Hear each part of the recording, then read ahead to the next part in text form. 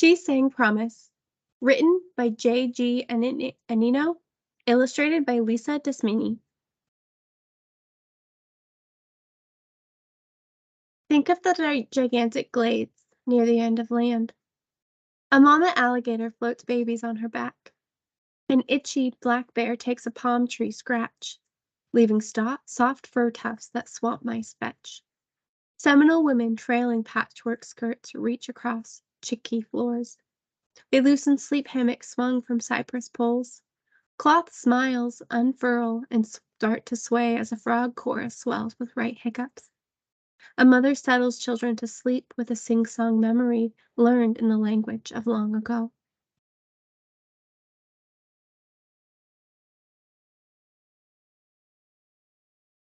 Indiantown, Florida, circa April 1923.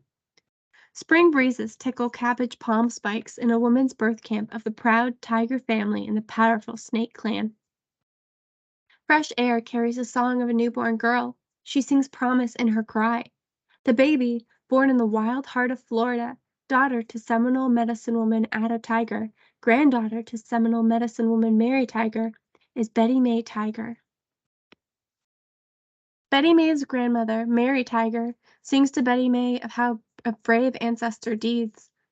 The women sing stories about greed, stealth, health, and speed, of panther, rabbit, swamp, mice, and snake. From the time when all animals talked, Betty May is a little girl at play in the old Everglades when her grandmother selects a Seminole name to guide the girl. Mary Tiger sings the name, Pataki. The father of Betty May is a Frenchman who traps animals for pelts in the Everglades. From Betty May's first sing-song days, tribal elders forced the father away. They say he has bad spirits, holawagas. What's more, the Tiger family blends a new mission faith with tribal medicine ways.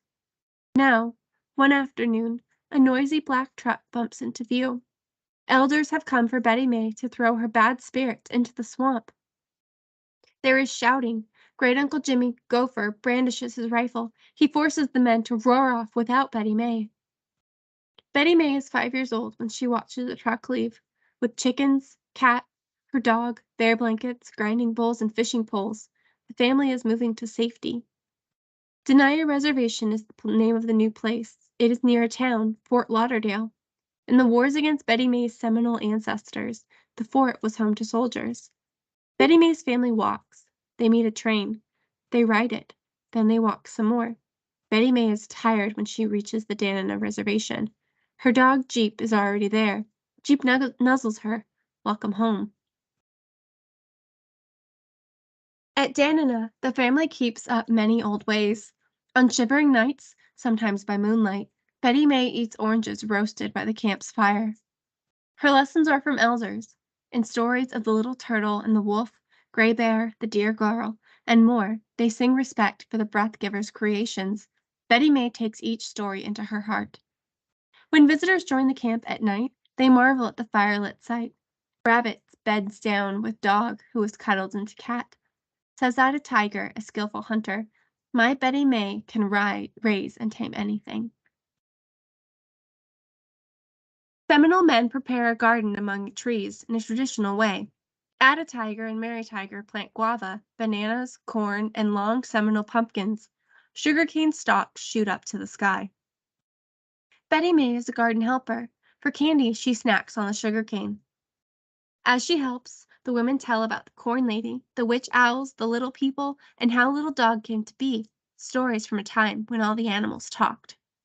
Betty May helps find cedar, strangler fig, rattlebox plant, frostweed, and Carolina willow.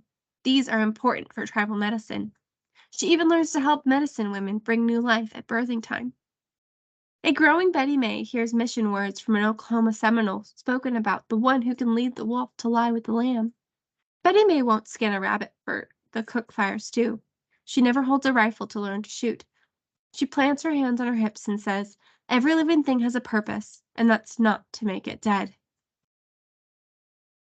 On a mission trip to Oklahoma, Betty May's 13-year-old eyes grow wide. She watches a girl laugh just from looking at drawings with letters on paper. What is that? Betty May demands. It talks to you, her new friend says. Betty May stares at the paper with pictures, a comic book.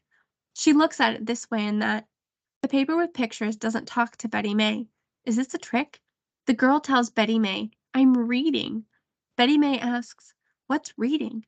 The girl says, it's something you do in school. Back at home, Betty May tells her grandmother, I want to go to school. I want to go to school. Betty May sings as she stirs corn soft key. I want to go to school. Betty May pleads with elders when she picks pumpkins. I want to go to school. Betty May prays to the breath giver before she falls asleep. I want to go to school. Cherokee, North Carolina, circa 1937. Betty May is 14. She wears her first store-bought dress. She wiggles shoes trapped inside leather, her first shoes.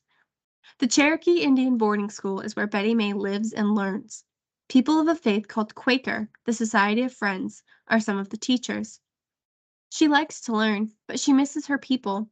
In the snow-chilled mountain air, Betty May takes her warmth from memories. She tells stories about swamp custard apple trees, alligator mamas floating babies on their backs, orchids, cabbage palms, her tame tall crane, and her dog Jeep, who always tugged her home from the dangers of the woods. In her final year, Betty May advances to 4th grade. In the next year, she skips ahead 2 more grades. To finish her education, she moves to Kauai Teaching Hospital in Lawton, Oklahoma. She tells the people back home without inside bathrooms, without clean water. She trains in nursing for 2 years. Refusing to get sick at the sight of surgery, working night and day, Betty May stands straight under a starched white cap. Now she can pick a job from anywhere in the Indian Nation. She remembers her mother, Ada Tiger's work as a medicine woman. Despite joys, she saw babies dying from fevers, measles, and worms. She remembers that her baby sister died of whooping cough at the tender age of 3. Betty May returns home to work with the people she loves on the land she loves. Nurse Betty May drives a dark sedan as part of a visiting clinic crew. Now she walks into a camp deep in the Everglades. A gun comes into view. The man with the gun says, Stop! We've got Indian medicine. We don't need you. The nurses drive a little bit away. Soon a grandmother with babies, a mother with children, aunts with nephews, slip out to meet them. Women walk back to camp with new medicine tucked among long folds of patchwork skirts. They trust Nurse Betty May. Fort Lauderdale, Florida, 1946.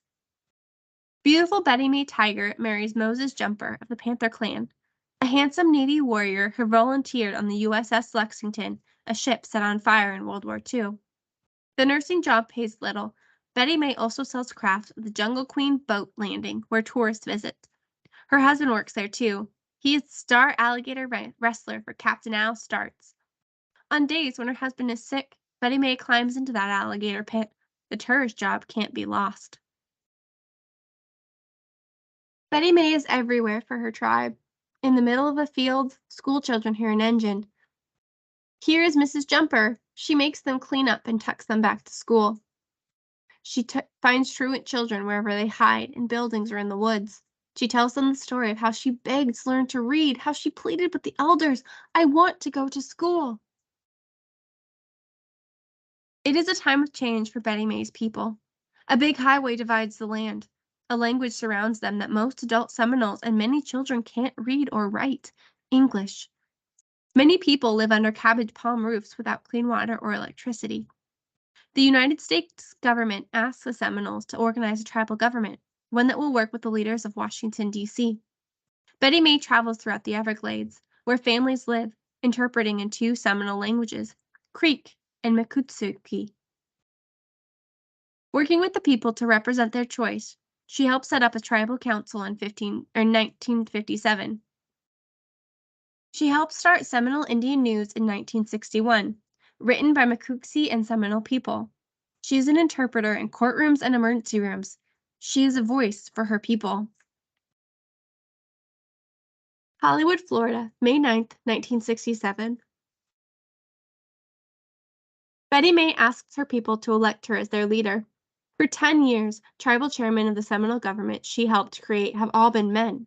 There is talk about her break with some traditional beliefs. There is talk about her mission faith. One night in May of 1967, when the votes tally up, there are 116 votes for her opponent, but Betty May received 170. A woman has won! The Seminole tribe has elected one of the first female tribal leaders in modern times. Betty May gives interviews to city newspapers. She's making good news for her people. The baby who tribal elders wanted to throw away in the swamp is now the leader of her people.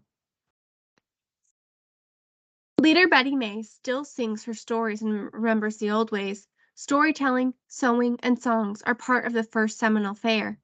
She sits by soft piles of tribal patchwork, fabric rainbows of the Everglades. In the festival circle, she tells stories sung to her when she swayed in the sleep hammock on firelit nights.